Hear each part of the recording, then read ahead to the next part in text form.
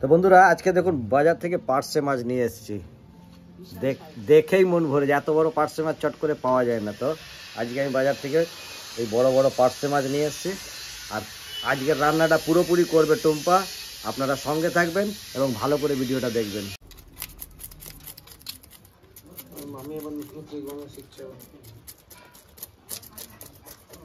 আমি মাছগুলো 2 পিস করে কেটে নিচ্ছি।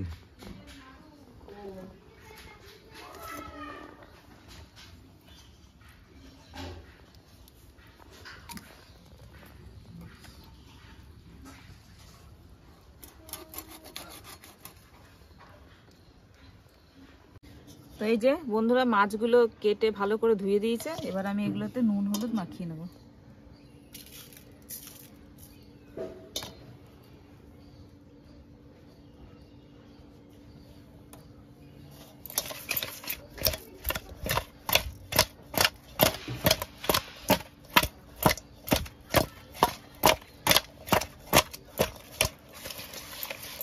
নুন হলুদ মাখানো হয়ে গেল, এবার আমি উনুনটা জ্বালিয়ে নিই।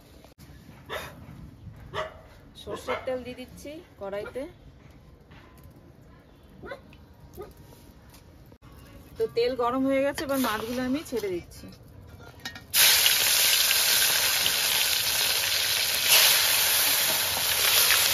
তো মাছগুলো ভাজা হচ্ছে, আমি ততক্ষণ মশলাটা রেডি করে নিচ্ছি। তুমি ওদিকে যাও না, আমি এদিকে আছি, আমি দেখে নিচ্ছি।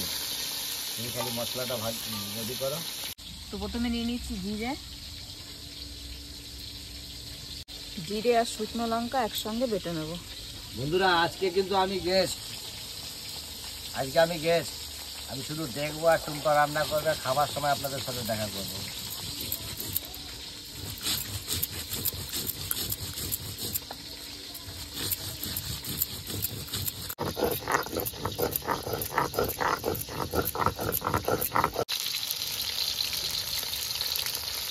ভাজা হয়ে যাচ্ছে, আমি অন্য সাইডটা পাল্টে দিচ্ছি।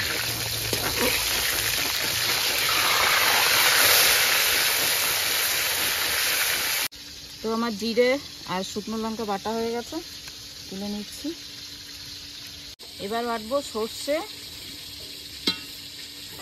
3টে কাঁচা লঙ্কা, আর দেবো পোস্ত।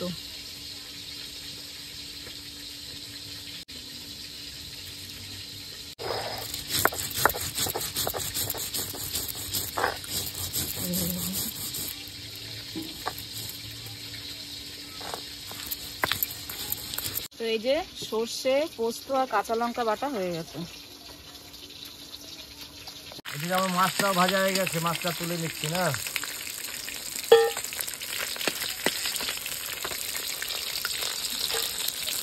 তো আমি কড়াইটা নামিয়ে নিয়েছি, তেলটা অনেক গরম হয়ে গেছে। এবার আমি কালো জিরা ফোড়ন দিয়ে দিচ্ছি। দেখুন কত গরম। এইখানে আমি মশলাটা দিয়ে দেবো, নাহলে মশলাটা পুড়ে যাবে। মশলা পুড়ে গেল মানে মাছের সবজির স্বাদটাই নষ্ট হয়ে যাবে।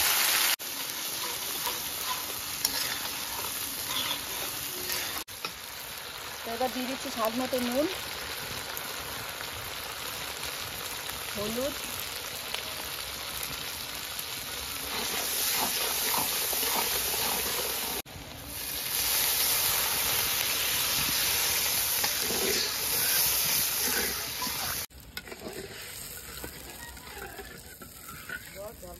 জলটা ফুটে উঠলে তারপর আমি মাছ দিয়ে দেবো। দেখুন জল ফুটে উঠেছে, এবার আমি ভাজা মাছগুলো দিয়ে দিচ্ছি।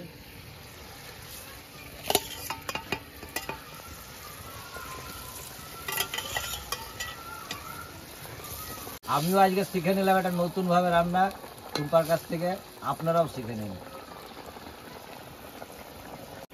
তো আমি 3টে গোটা কাঁচা লঙ্কা দিয়ে দিচ্ছি। তো এবার আমি এই সর্ষে, পোস্ত, কাঁচা লঙ্কা বাটাটা দিয়ে দিচ্ছি।